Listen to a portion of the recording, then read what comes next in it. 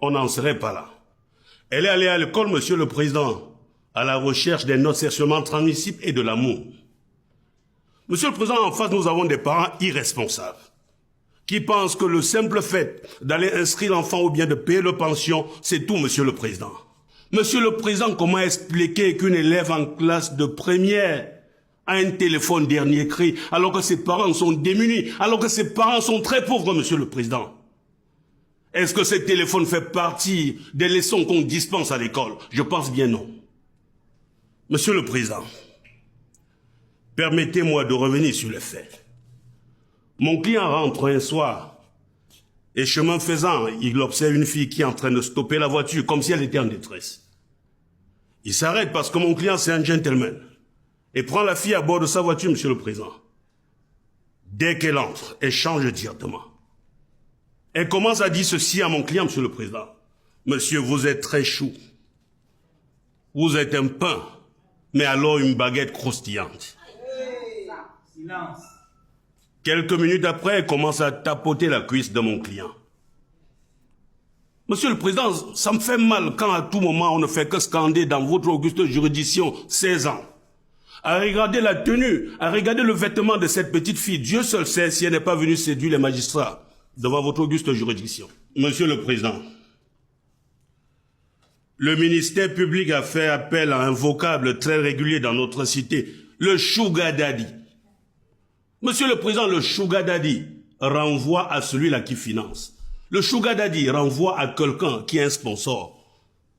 Et il faut de temps en temps écouter le dialogue entre ces petites filles lorsqu'elles sont contentes et parler des sugar daddy. Chacune aimerait avoir son sugar daddy. Chacune aimerait avoir sa personne qui doit financer.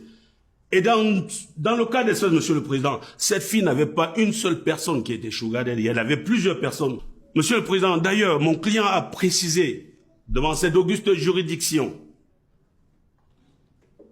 que celle qu'on appelle la petite fille de 16 ans lui avait dit que de temps en temps, elle passait des nuits dehors. Elle passe des nuits dehors avec qui, Monsieur le Président?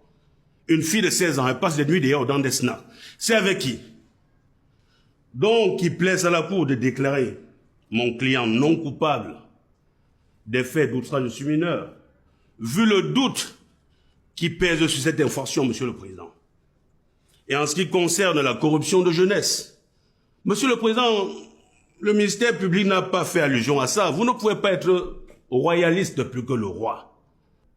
Concernant les deux autres infractions d'avortement, Monsieur le Président, je plaide les circonstances atténuantes. J'en ai terminé, votre honneur. Merci.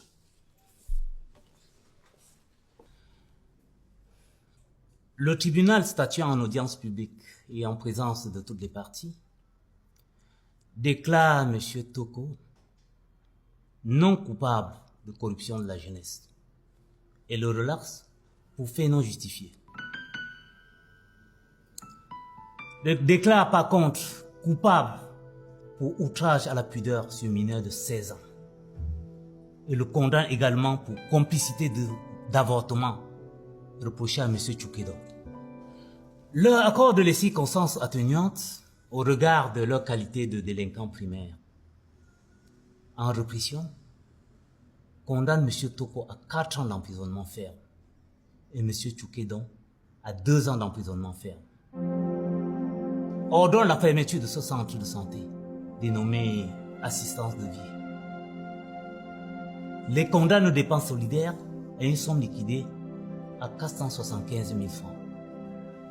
Reçoit M. Bessala en sa constitution de partie civile, l'idit partiellement fondée.